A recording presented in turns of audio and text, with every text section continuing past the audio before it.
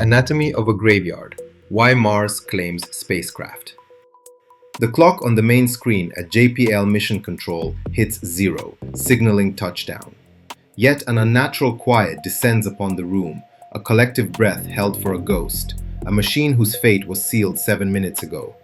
They are listening for a message from the past, a final report from either a triumphant explorer or another twisted wreck in the solar system's most challenging landing environment. The mission clock in the center of the main screen at JPL Mission Control froze, its crimson digits no longer counting down, but displaying a stark, final declaration. TDAGL0M. The silence that followed was heavier than any sound, a vacuum that pulled the air from 100 lungs. This was not the silence of success, but the hollow void of the unknown, the beginning of a long wait for an echo from a world away. Every member of the JPL entry, descent and landing team was now a spectator to a drama that had concluded minutes ago, their collective expertise rendered useless by the tyranny of distance. The mission was no longer in their hands. It was a ghost story being whispered across 127 million miles of interplanetary space. The room was a tableau of suspended animation. Engineers sat ramrod straight, their faces illuminated by the ghostly blue of telemetry screens that remained stubbornly blank. The sweat on one woman's brow traced the line of her headset, a testament to a battle already fought and either won or lost on the rust-colored plains of Mars. The fundamental constraint of the mission architecture layer was now the only reality that mattered. The 14-minute chasm of time and space separating Earth from the fragile probe. They were listening for a signal that had left the Martian surface before many of them had even settled into their chairs for this final vigil.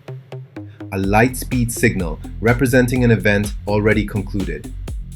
This agonizing delay was the cruel heart of the problem, the core of the unspoken question that haunted every mission to the Red Planet. Why is landing on Mars so much harder than the Moon? It was a question answered not with simple words, but with the wreckage of 24 failed attempts scattered across the Martian dust. The Moon was a predictable airless rock. Mars presents a unique atmospheric hostility, cloaked in an atmosphere just substantial enough to burn a spacecraft to cinders, yet too thin to offer the salvation of a gentle landing. The entire EDL sequence was an automated performance, a 7-minute ballet of fire and physics that had to execute perfectly, with no director, no audience, and no possibility of a second take. Minutes stretched into an eternity, each one a fresh wave of corrosive doubt. The engineers were not waiting for a signal, they were waiting for a verdict. They had designed, built, and launched the most sophisticated landing system ever conceived, a machine tasked with surviving a descent of unimaginable violence. Now, all that remained was the echo. The long, faint signal that would have to cross the blackness, pierce Earth's own atmosphere, and tell them whether they had delivered a marvel of science or merely created a total loss of the mission's primary hardware. On the screen, a single green pixel flickered to life. The single pixel blossomed into a torrent, a flood of encrypted data that painted a ghost of the past onto the screens of the present. The first lines of this resurrected diary were not words, but numbers. Temperature, velocity, g-force. Each one was a brushstroke in a forensic masterpiece of extreme survival. The engineers leaned in, their breathing now synchronized with the waterfall of information, deciphering the story of a battle that their creation had fought alone 7 minutes ago. It was a story written in fire. The telemetry began at the edge of space, with the spacecraft screaming toward the tenuous upper layers of the Martian atmosphere at over 12,000 miles per hour. Here, the brutal truth of the constraints of atmospheric physics became the dominant factor, the unforgiving reality of the aerodynamic paradox of the Martian atmosphere. The air was thick enough to act like a wall of sandpaper at that velocity, yet horrifyingly thin, offering almost none of the braking power of Earth's dense atmospheric blanket. The numbers on the screen confirmed the violent consequence. The heat shield's external temperature climbed past 3,000 degrees Fahrenheit, transforming the air around the capsule into a blinding sheath of incandescent plasma. The team watched the thermal sensor data flicker, a frantic heartbeat from across the void, knowing that a single miscalculation, a single breach, would have ended the mission in a silent, expanding cloud of vaporized metal. This was the first act of the 7 minutes of terror, a controlled descent through an atmospheric inferno. Then, the data stream shifted. The G-forces spiked violently as the craft deployed its supersonic parachute, a fragile canopy of fabric unfurling into a wind faster than the speed of sound.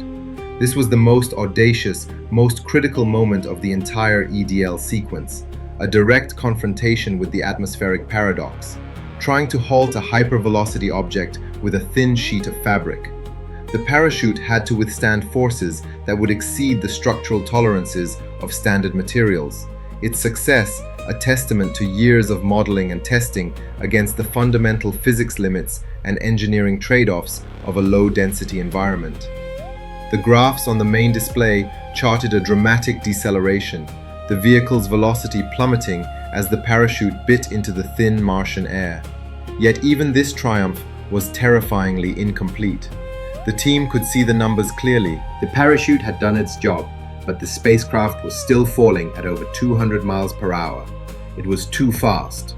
The wispy atmosphere of Mars had been wrung dry of all the braking potential it had to offer, and it was not enough.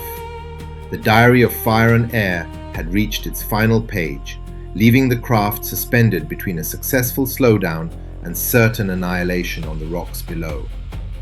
The data stream continued its dispassionate narration, showing a craft still plummeting toward ruin, saved from one death by fire only to face another by impact. A palpable dread settled over the room as the numbers confirmed the parachute had reached its operational limit, a silent admission that passive aerodynamic braking had reached its theoretical limit. This was the moment of divergence. The brute force of atmospheric braking had to give way to an act of highly unconventional and ambitious engineering. The telemetry showed the command was sent: jettison parachute. For a heart-stopping second, the spacecraft was in an uncontrolled freefall, a billion-dollar machine abandoned to Martian gravity. Then, the engineering layer took control. The data logs flashed with the ignition sequence of 8 retro rockets, a controlled defiance against the planet's pull. The terror in mission control shifted from the fear of a high-speed crash to the anxiety of a powered descent, where a single misfiring engine could send the vehicle into a fatal spin.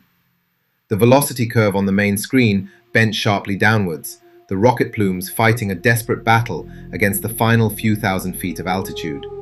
But this raw power was a double-edged sword. Landing on this fiery throne would have compromised the rover's sensitive instruments with high-velocity plume impingement. The ultimate solution had to be more elegant, more audacious. The numbers on the screen morphed again, narrating the most complex maneuver ever attempted on another world: the activation of the Curiosity and Perseverance sky crane. The descent stage, now a hovering, rocket-powered platform, began to unspool the rover beneath it on 3 nylon tethers. The engineers watched the load cell readouts, their professional composure cracking as they witnessed this delicate dance unfold through columns of raw data. The mission's success now hung by literal threads, a 1-ton vehicle being lowered gently from the sky by a jetpack that was simultaneously flying itself. This was the answer to the physics limits and engineering trade-offs, a solution so complex it bordered on science fiction.